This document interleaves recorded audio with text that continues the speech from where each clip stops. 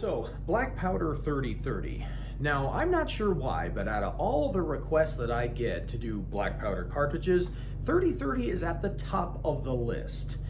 Now, for those of you that keep asking me about this, I just want to make sure everybody knows that 3030 was never a black powder cartridge. I know it might sound like it, 3030, 4570, 4440, whatever, but 3030 was never a black powder cartridge, just so everybody knows. Now, I could sit here and go on for 5 minutes and give you the entire history of the 30 Winchester centerfire and how they changed the name to 3030 and blah, blah, blah and all that. Or you could just skip to the part where you see me shooting, and if that's what you want to do, I understand completely. For those of you that do want to listen to me talk, here it goes. The 30 Winchester centerfire, which is what it was called originally, came out with the 1894 Winchester lever-action rifle, and it was the first nitrocellulose-based sporting cartridge that was available to everyday people.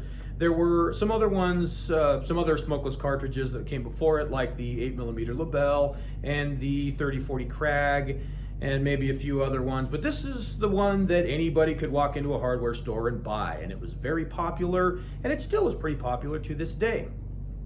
But again, not a black powder cartridge originally, just so everybody knows. It was originally called the 30 Winchester centerfire, and it got the name 3030 after a few years of it being out in the Winchester.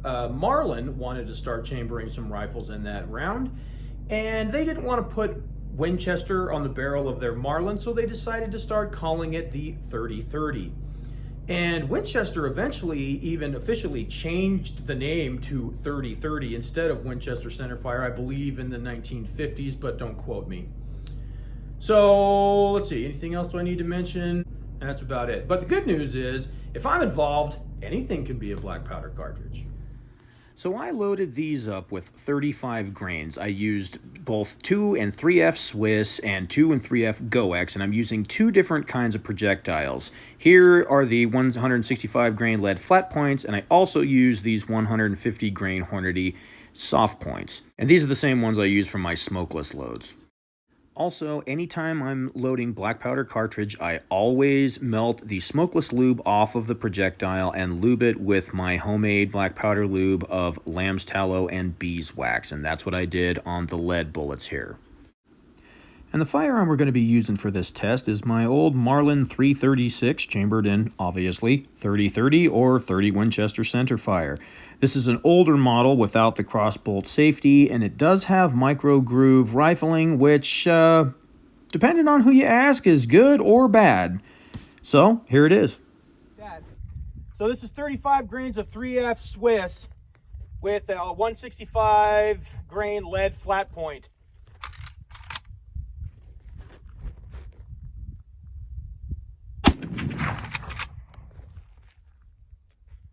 $14.07. What a difference in sound.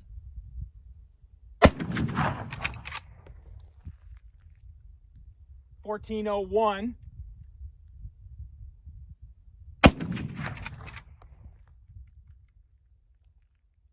$14.03.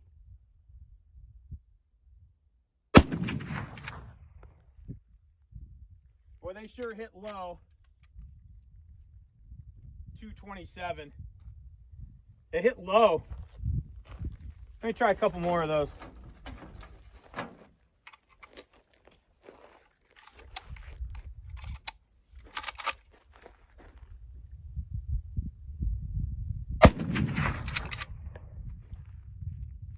$13.92.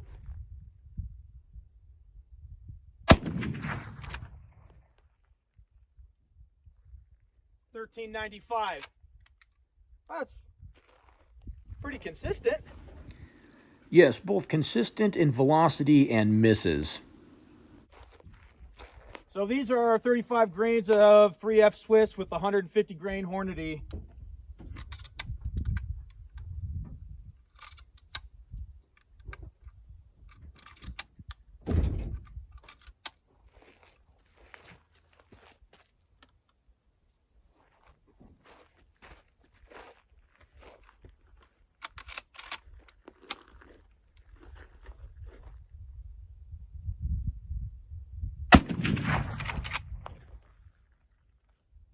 1511.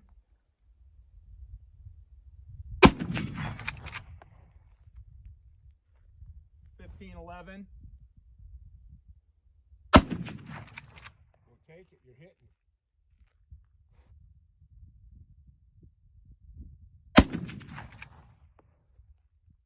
1482. Let me try a couple more of those. Maybe take a step back. That smoke's really getting there before.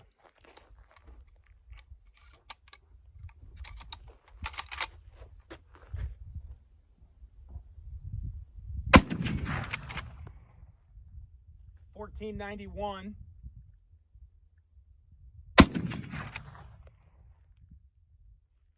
$14.97. Those work well. So I noticed pretty quick that this thing was shooting way better with a 150 grain bullet. These are 35 grains of Swiss. Oh, 3F. Swiss. 2F GoX with 165 grain lead flat point.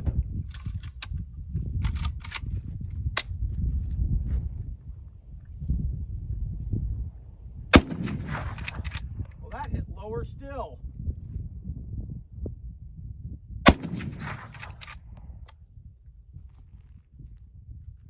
$13.78.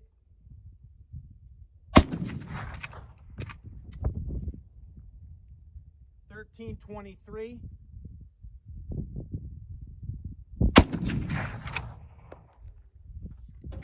Boy, I can't hit anything with those. So it was about this time that I realized I could not hit a frickin' thing with these 165 grain lead flat points, regardless of the powder. So what are these? 35 grains, 2F Swiss.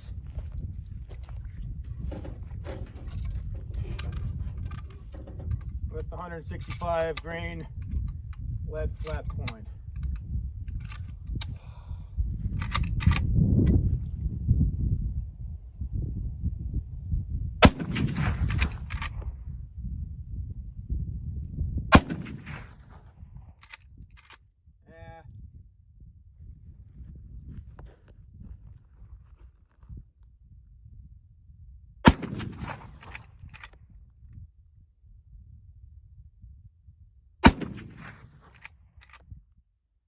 I'm not getting a reading and I can't see where I'm hitting.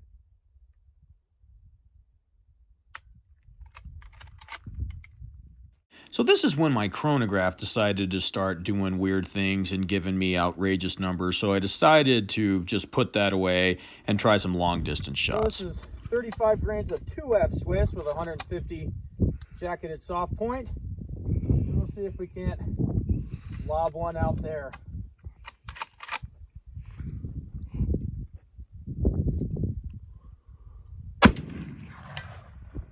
That's a hit. First try.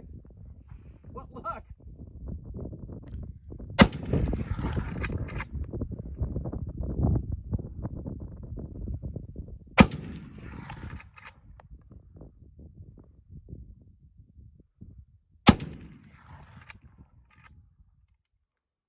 Well, now I've got my hopes up. Let me try a couple more.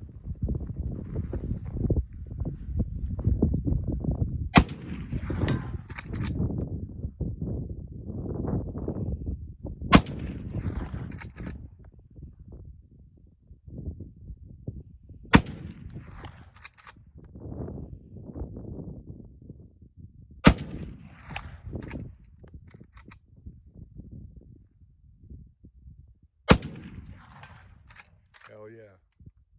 Not too shabby. Now I have plenty more footage of me missing repeatedly with these 165 grain lead flat point loads because I loaded a lot more of those than I did the 150 grain jacketeds, but don't worry, I'm going to spare you. I'm not sure why, but this thing just does not like those lead projectiles. Now my go-to load for this rifle is 29 grains of Reloader 7 and a 150 grain jacketed fill-in-the-blank. This thing really doesn't care. Flat point, round nose, ballistic tip, it shoots great with that load. 29 grains of Reloader 7 with 150 grain Hornady jacketed flat point.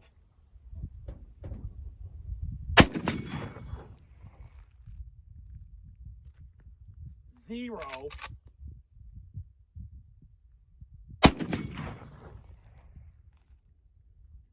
$22.35.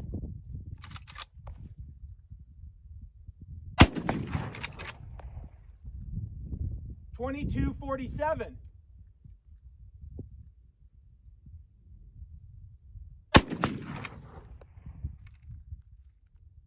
$22.65. And didn't miss a one. That's Well, I don't know about you, but I think 2250 with a max spread of 30 is pretty respectable. Now, this load is right out of one of my Spear manuals, and this is what I've been shooting in this rifle for a lot of years, and it's always worked excellent. Now, I know I keep complaining about how bad the lead rounds performed, but really with the 150 grain jacketed round, it actually performed pretty decent. Now, I clean the rifle or any firearm that I'm testing after every batch of ammunition, and I did the same thing on this, and it still performed terribly. I mean, I excuse the phrase, but I couldn't hit the broadside of a barn. Each shot was in a different place. One would be left, one would be right, or up or down, or whatever. With those lead rounds, they were just awful. I couldn't hit anything, and I didn't even get lucky and hit that plate at 75 yards or 190 yards. But not the case with the jacketed rounds. So what I can tell you is, as much as I like loading black powder cartridges, I probably won't be doing any more 30-30. So, as usual, folks, if you thought this video didn't suck, do me a favor and hit the like button and consider subscribing. And if you did think it sucked, well, go make your own damn video.